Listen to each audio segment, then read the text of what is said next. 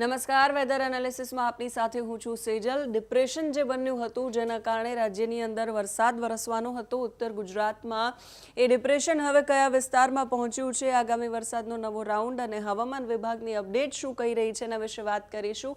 સૌથી પહેલાં જોઈ લઈએ સેટેલાઇટ ઇમેજ જે હવામાન વિભાગ જાહેર કરતું હોય છે। સેટેલાઇટ ઇમેજમાં તમે જોઈ શકો છો જે મધ્યપ્રદેશ રાજસ્થાન આસપાસ જે એક ડિપ્રેશન હતું જે બંગાળની ખાડીમાંથી લો પ્રેશર બની અને પછી એ વેલમાર્ક લો પ્રેશર અને લો પ્રેશર બની અને પછી આગળ વધ્યું હતું અને ડિપ્રેશનમાં પરિવર્તિત થયું હતું। એ ડિપ્રેશન હવે આ તરફ આવ્યું છે, રાજસ્થાનના પાર્ટમાં આવ્યું છે અને ગુજરાતના ઉત્તર ગુજરાતના કચ્છના વિસ્તારોમાં આજે વરસાદ પડે એવી શક્યતાઓ હવામાન વિભાગ વ્યક્ત કરી રહ્યું છે। વિન્ડી શું કહી રહ્યું છે એ જોઈ લઈએ। સ્ક્રીન પર તમે જોઈ રહ્યા છો જે ગઈકાલે જે સિસ્ટમ અહીંયા હતી, જે ડિપ્રેશન આ વિસ્તારમાં હતું ગ્વાલિયરની આ તરફના વિસ્તારોમાં, એ હવે જોધપુર આસપાસના વિસ્તારોમાં પહોંચ્યું છે અને એના કારણે એની અસર છે એ ગુજરાતના મોટાભાગના વિસ્તારોમાં, ઉત્તર ગુજરાતના મોટાભાગના વિસ્તારોમાં થવાની છે। આજના દિવસે કયા વિસ્તારોમાં વરસાદી માહોલ રહેવાનો છે એ પણ જોઈ લઈએ। કોટા, જબલપુર, જયપુર, જોધપુર આસપાસના જે વિસ્તારો છે,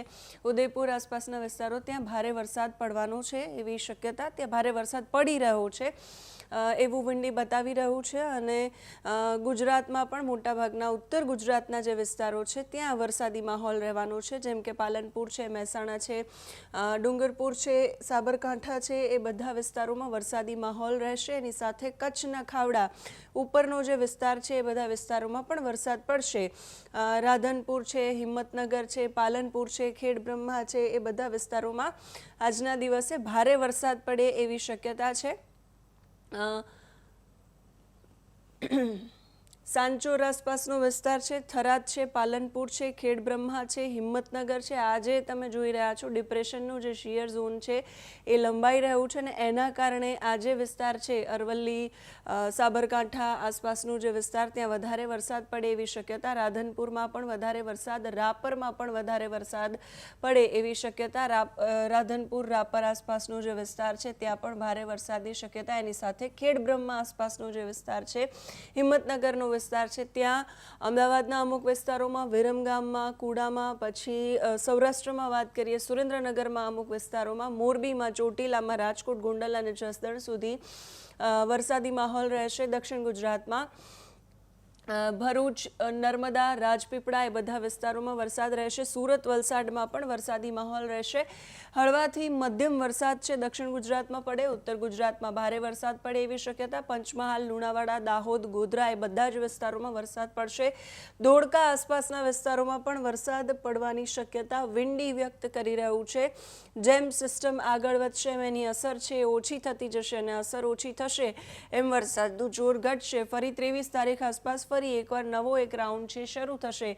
ગાંધીધામ, કચ્છ આસપાસનો જે વિસ્તાર છે ત્યાં પણ ભારે વરસાદ પડે એવી શક્યતા।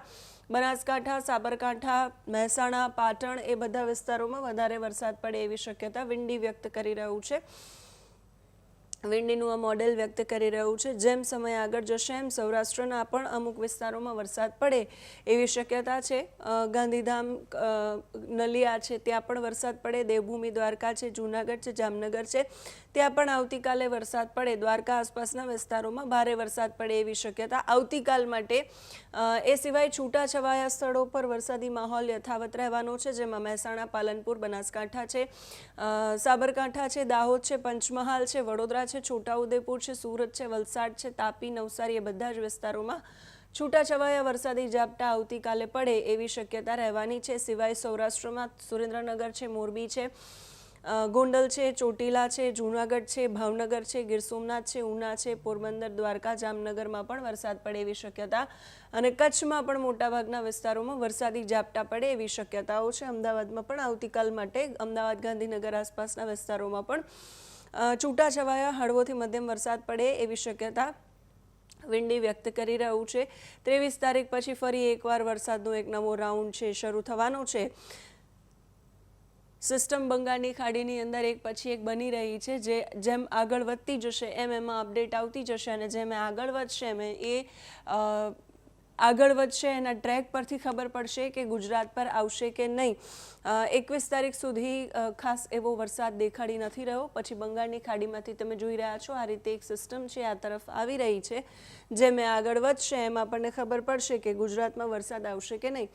હવામાન વિભાગનું જે ન્યુમેરિક મોડેલ છે એ શું કહી રહ્યું છે, 19 તારીખ આસપાસ જે સિસ્ટમ છે રાજસ્થાન આસપાસના વિસ્તારોમાં પહોંચી છે અને એની અસર ગુજરાતનો જે પટ્ટો છે ત્યાં ઉત્તર ગુજરાતનો પટ્ટો છે ત્યાં થાય એવી શક્યતા. દક્ષિણ ગુજરાત, પૂર્વ ગુજરાતમાં પણ એની અસર થાય એવી શક્યતા. 20 તારીખે એ સિસ્ટમ આગળ વધી ગઈ હશે એટલે મોટાભાગે ગુજરાતમાં એની ખાસી એવી અસર બતાવી નથી રહ્યા. 21 તારીખે પણ ગુજરાતમાં ખાસ એટલો અત્યંત ભારે કે અતિ ભારે વરસાદ પડે એવી કોઈ શક્યતા નથી. 22-23 તારીખથી ફરી એકવાર ગુજરાત પર વરસાદી માહોલ છે એ શરૂ થશે. કચ્છના અમુક વિસ્તારોમાં, ઉત્તર ગુજરાતના અમુક વિસ્તારોમાં, દક્ષિણ ગુજરાતમાં વરસાદ પડે એવી શક્યતા. અને પછી 23 તારીખથી ઓલ ઓવર ગુજરાતમાં વધુ એકવાર વરસાદનો એક નવો રાઉન્ડ છે એ 23 તારીખથી શરૂ થાય એવી શક્યતા છે. જોઈ શકો છો તમે કે આ જે સિસ્ટમ છે એની ઇફેક્ટ અત્યારે આ મોડેલમાં બતાવી રહ્યા છે હવામાન વિભાગના મોડેલમાં, અને એના કારણે એની અસર છે એના કારણે ગુજરાતમાં વરસાદ પડશે. 23-24 તારીખ આસપાસ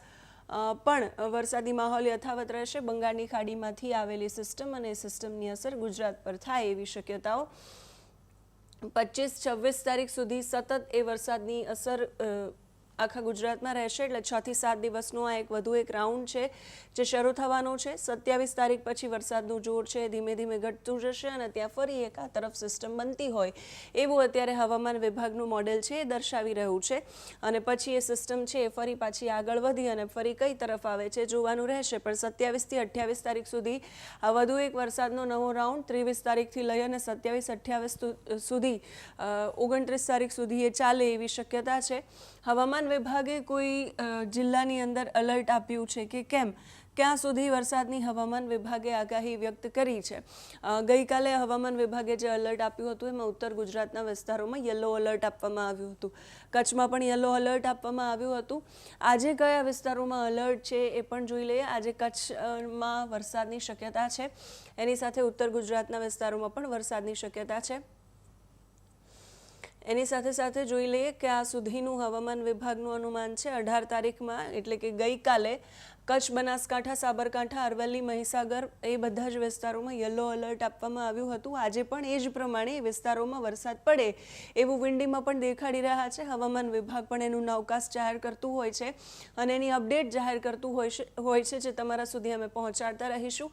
22 તારીખ સુધી ઓલ ઓવર ગુજરાતમાં છૂટા છવાયા ઝાપટા પડે, મેઘગર્જના સાથે, ગાજવીજ સાથે અમુક વિસ્તારોમાં વરસાદ પડે એવી શક્યતા છે. 30 થી 40 કિલોમીટર પ્રતિ કલાકની ઝડપે પવન ફૂંકાશે એવી પણ શક્યતા છે.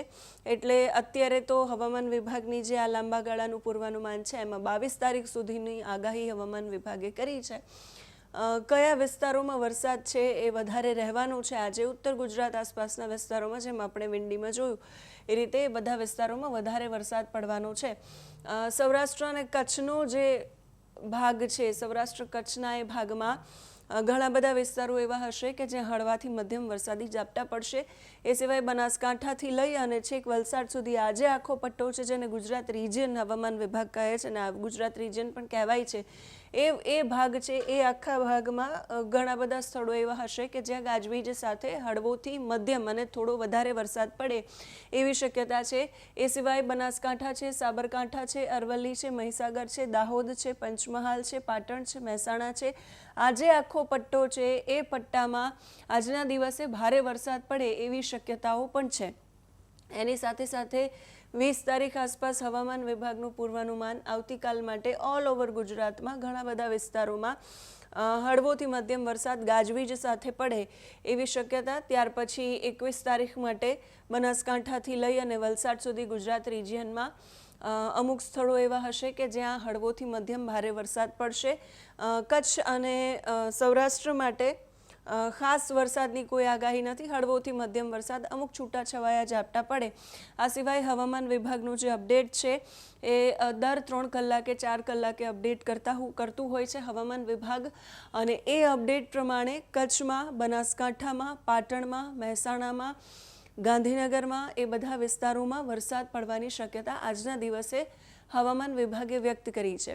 કચ્છ, બનાસકાંઠા, પાટણ, મહીસાગર છે, મહેસાણા છે, એ બધા વિસ્તારોમાં થોડા ભારે ઝાપટા પડે એવી પણ શક્યતાઓ છે. ઉત્તર ગુજરાતમાં જે રાજસ્થાન તરફનું જે સિસ્ટમ છે ડિપ્રેશનવાળી, એની અસર થાય એના કારણે વરસાદ પડે એવી શક્યતા છે.